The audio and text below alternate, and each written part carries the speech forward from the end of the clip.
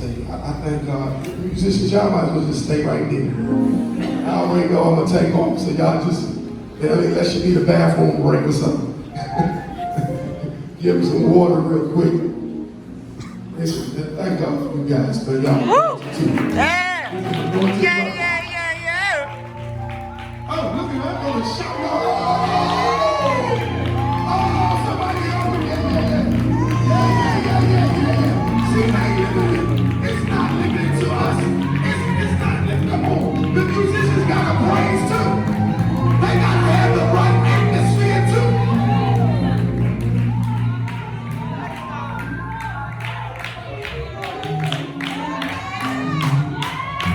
I'm telling you, I said, you just dance your way into something. I said, you just dance your way into something. Something major is about to happen in your life. Watch this. You have divine connections, you have divine disconnections, and you have divine reconnections. Some of you need to celebrate for God, divine connections. Some of you need to celebrate for divine disconnections. And some of you need to celebrate for reconnection. Oh, somebody need to give God some credit. Oh, something's been stopping you. I said something's been getting in your way, but you just danced your way out of it.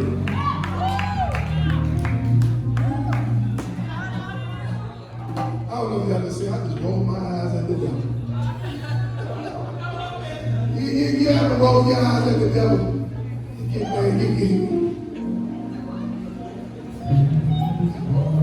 Are you serious? You ever been hit unexpectedly? You just get hit, boom. You didn't know what was coming. He hit you, bam. And you know when you get physically, when you physically get hit, when you get caught off guard, they better be able to punch. Because if they hit you and it don't hurt, then you really get mad. For real, you just hit me? We got to fight back in the spirit, man. I'm telling you. Oh, all right. I gave honor to my beautiful wife, right? Pastor Marcy, thank God for you. So proud of her, man. So proud of what the Lord is doing in her life.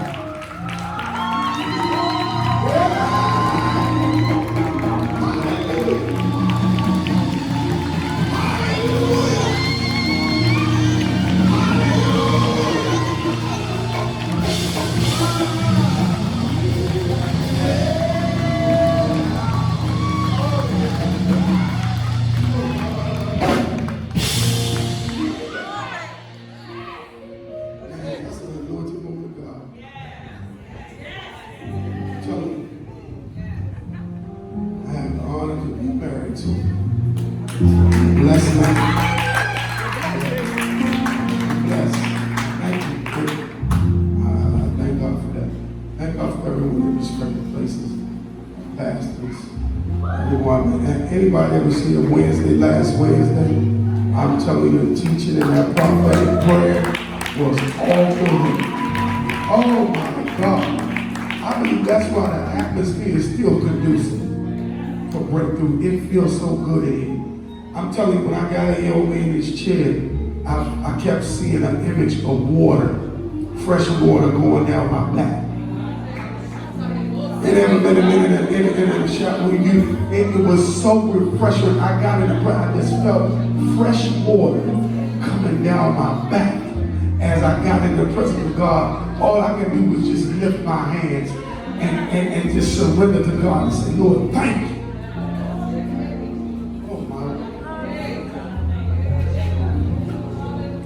Thank God for Pastor Terry being obedient to the Spirit of God. I'm just telling you, I'm not trying to be funny, but please don't take for granted what we have here. Don't take it for granted. Because I'm not being cocky or arrogant. It's not happening everywhere. It's not that it can't. Just understand that God wants to be invited. God is not invited everywhere. Because people are married to their methods. People are married to their programs. That's why a lot of people's atmosphere is not right in their house, because God is not inviting. But it ain't like they can't have it, but you gotta invite God in. So, Matthew the 9th chapter. I know I gotta get to it. What time Dallas play today? 8:30. 8:30? Okay, but we got all day then. Y'all want to stay at 8:30? No. No, I'm just kidding. You definitely ain't rushing out of here to get the raised kids. You might as well just go get something to eat. I'm gonna watch it.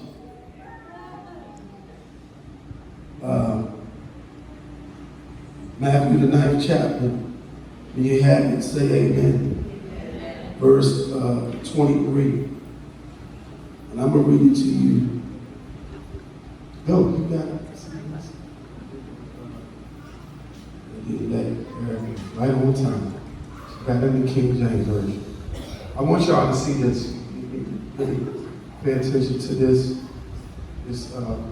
Give me these 25 minutes. Undivided attention. All right?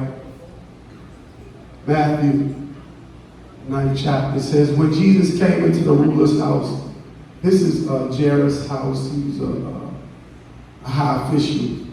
Wasn't just anybody. He was dealing with somebody in the natural in high places. And he saw the flute players and the noisy crowd wailing. He said to them, make room, for the girl is not dead, but sleeping. And they ridiculed him. But when the crowd was put outside, he went in and took her by the hand, and the girl arose. And the report of this went out into all that land. That's it.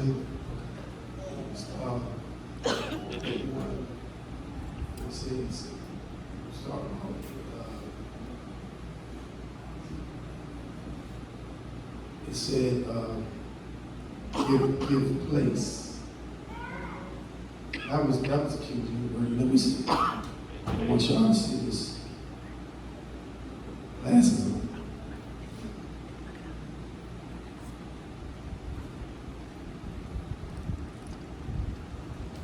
Well, you know what? This is not King James. This is a different version. But it talked about give place and people getting food.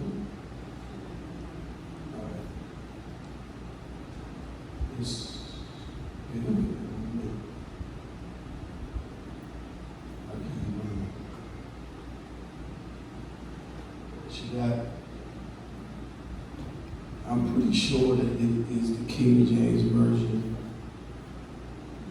in Matthew the 9th chapter. You got it, Pastor?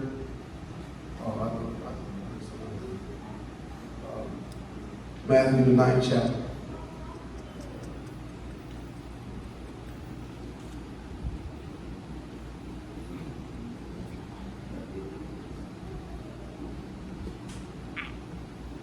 Got it? Start at verse 12.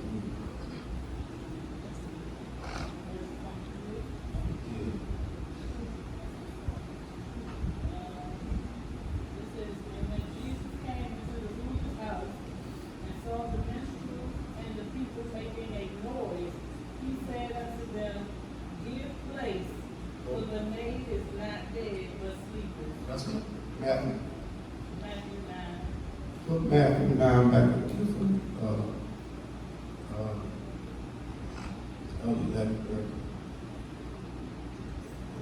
that might not be the King James Version, but in verse, what you say, what verse it was in again, giving us? Verse 24. And see, it's different. It says make room, which It's the same thing, but it should say give place. And the reason why it says give place is that Pastor will break that down. You're going to break down that because you got that revelation about the give place. So I'm going to tell you about the other thing real quick. But make room is good too. Praise the Lord, everybody. Praise the Lord. We were reading the text. In the King James Version, it says give place. And when you look at stuff like that, it always intrigues me, like, why I say that? But to give place to something means to make room for something that's going to supersede it. You're not just making room for just any old thing for something different, but for something better. So even if you have something good, you would be making room for something great. And if you have something great, sometimes you need to make room for something greater. So anytime you see the word give place, that means something is about to come and supersede what's already there. Amen. So my topic for this morning, this afternoon, look at his name, say neighbor. Neighbor. Give place. Give place. To the right. To the right. Atmosphere. Atmosphere. I Wow. want to give God some praise. Give place to the right atmosphere. I never had a subtopic. It would be purify your atmosphere. All right. So atmospheres are important. You talk about air, you talk about pressure, you talk about heavens. Some say the substratosphere, the sky. It's important because we're going to see here in this text that when Jesus came in,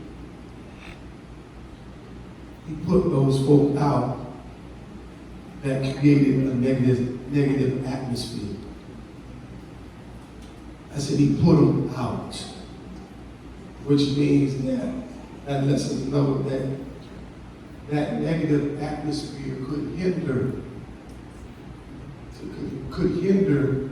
what's going on in your life. Something could be hindering you now.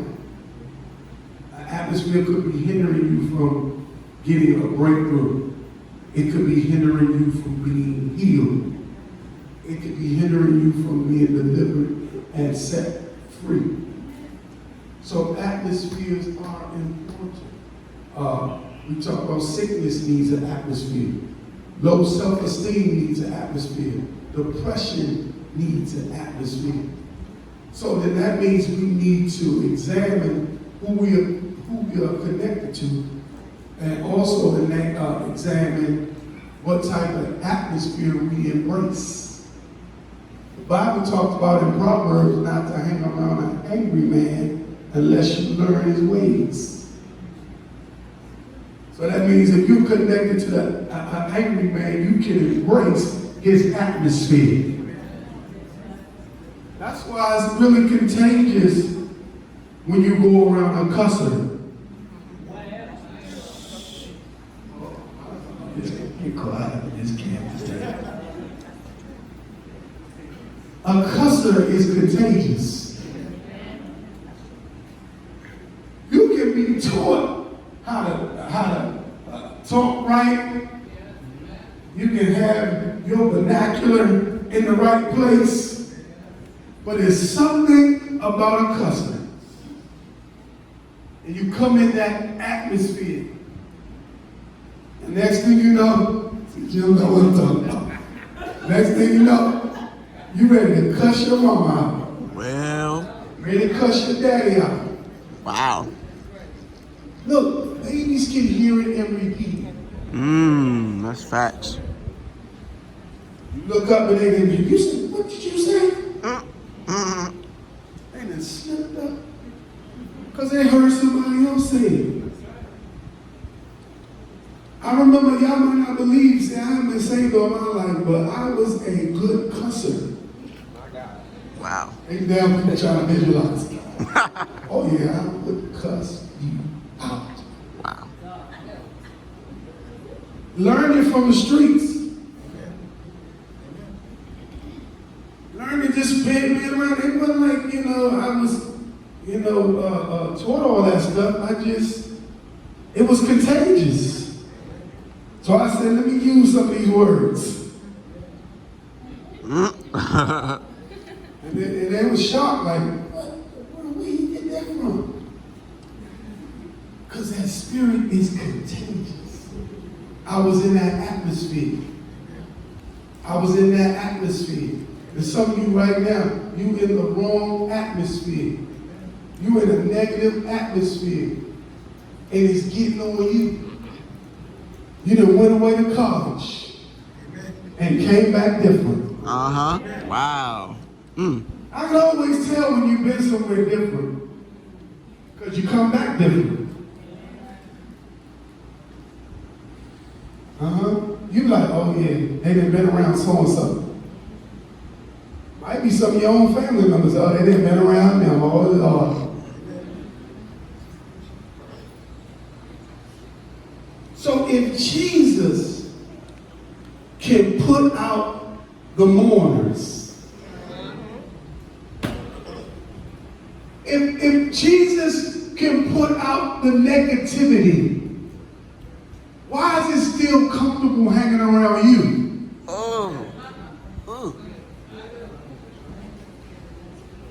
Couple of things would concern me as a believer. And I ain't trying to tell you to be spooky. But why would death get comfortable hanging around you? Why would death get comfortable living with you? Why would whoremongers get comfortable living with you? Taking up residence where you live. If we had the light of life on the inside of us, then death should get comfortable around me. Cussers should get comfortable around me. So then I would have to check what atmosphere I embrace. Because light exposes darkness. And so if they're comfortable living around me, then maybe my atmosphere is not what I think it is.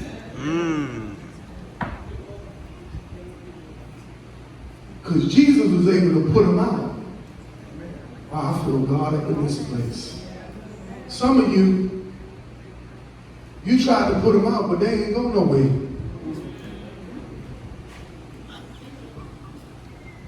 I wonder why the atmosphere didn't go. I wonder why I didn't leave.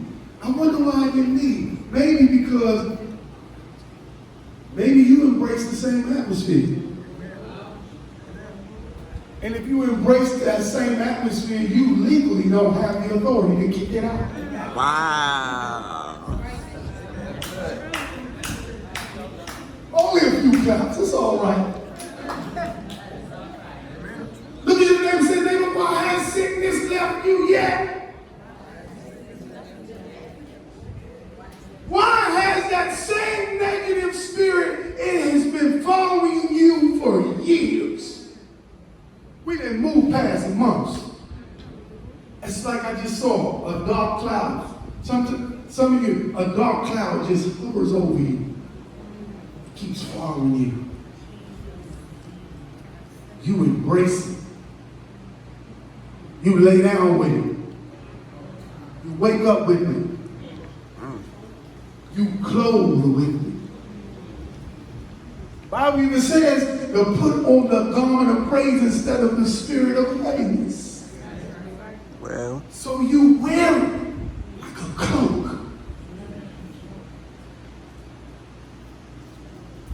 God says today, things are going to shift when you decide to do something different. When you decide to embrace life. When you decide to embrace the right atmosphere, then the wrong atmosphere is going to leave your life. The wrong people are going to leave your life. Yeah, come on. I see. See how that looks like. You let me know if you got something too problem, because you know, she got that smile too, like, I don't know. I love him.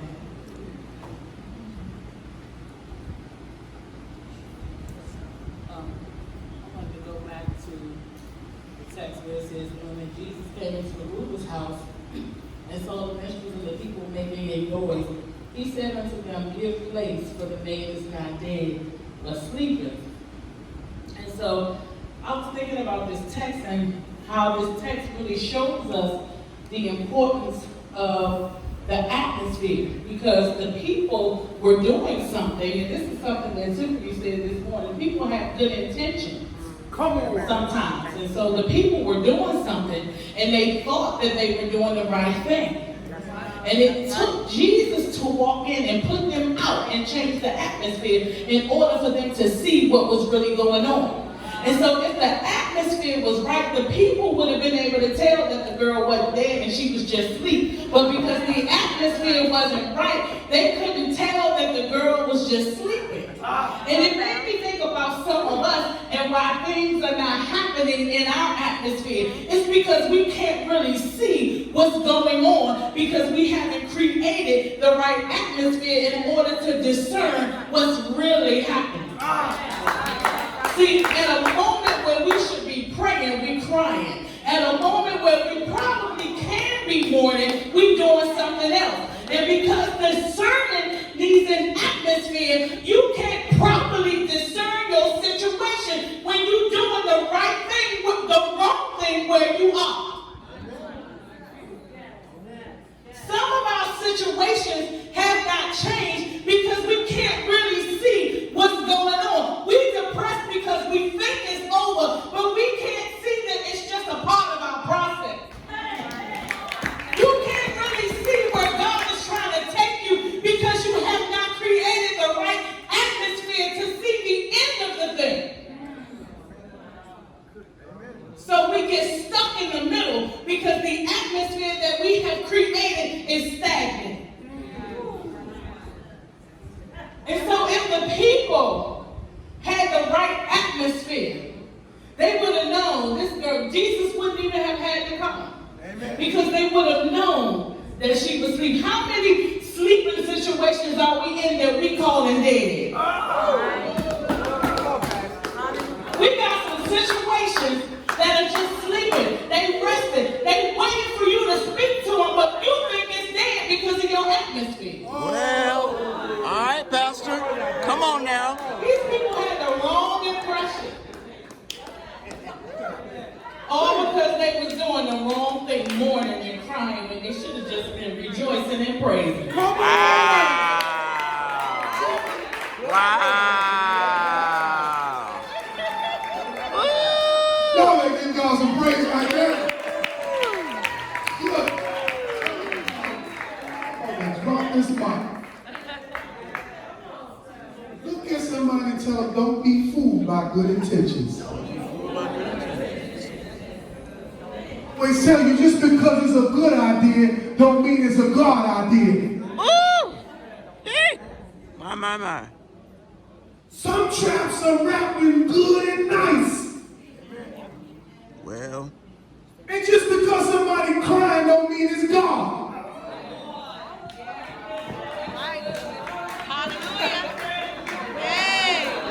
Don't make me step over here.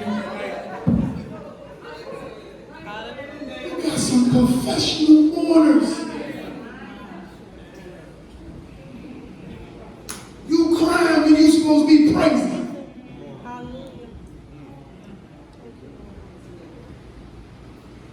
And then, like she said, it's hard for you to see when you got the wrong atmosphere. Because the right atmosphere will shift you in the right dimension. Amen. Hallelujah. Thank you. It's sleeping. And here's another thing she said, when you think it's dead, you done moved on because you think it's over. Look at somebody. You think it's over, huh? It ain't over. It's not over. See, it's just sleeping. So, which tells me that I need to put some people out. I need to put the wrong people out of my life. I need to put the wrong people, those people that are hindering the move of God in my life. I need to be able to recognize that it's time for me to put them out. Because it may seem like they're doing you good, but they're really killing you. They're killing the move. Because as long as they stay, God says, I can't heal you like I want to. I can't raise you up like I want to. Because you got the wrong atmosphere in your house. Ooh, eviction notice. Ooh, get them. It's hindering you. You're hindering your own progress. So now, I have to invite the right atmosphere. And watch this, when you get a chance, in Mark the 5th chapter, it says that he took James, John, and it was somebody else in there as well. He took 3 people with him. He didn't just take anybody with him. He took agreement. Which tells me everybody can't go when it's time for you to resurrect something in your life. I need those that will agree. I don't need no doubters. I don't need no professional dream thieves. I don't need no professional mourners. It's so, man, this thing is so crucial that I need to purify my atmosphere. I need to get the wrong people out of my life. And whatever is hindering me, if it's an aching, if it's a lack, if it's whatever it is, I need to get it out of there. 7 at a time. And I need to bring the right people with me that's going to agree. Well, Something that the Bible says, if 2 agree, and Jesus brought 3. Oh, yeah. The Bible even talks about, it says, let 2 or 3, out of 2 or 3 witnesses, let every word be established. Something we have the clues right in the natural. Jesus says, I'm not bringing everybody, because everybody are agreeing with me. But I'm going to bring James. If you get a chance, take it over to Matthew 5th chapter real quick. If somebody get it, I believe it's the 5th chapter, verse 36. And it says, as soon as Jesus heard the word that was spoken, he said unto the ruler of the synagogue, be not afraid, only believe. Look at somebody and say, be not afraid. Be not afraid. Only believe. Only believe. He said not only believe and doubt. You know, he didn't say only believe partially. He says, be not afraid, only believe. Period. See, you see, damn, she says, period. Don't leave room for nothing else. Next one. And he suffered no man to follow him, saying what? Peter, James, and John. Peter, James, and John. Look at your neighbor real quick. Say, neighbor, you need to find your Peter, James, and John. I got them. They're my phone contacts. Bet. I already know.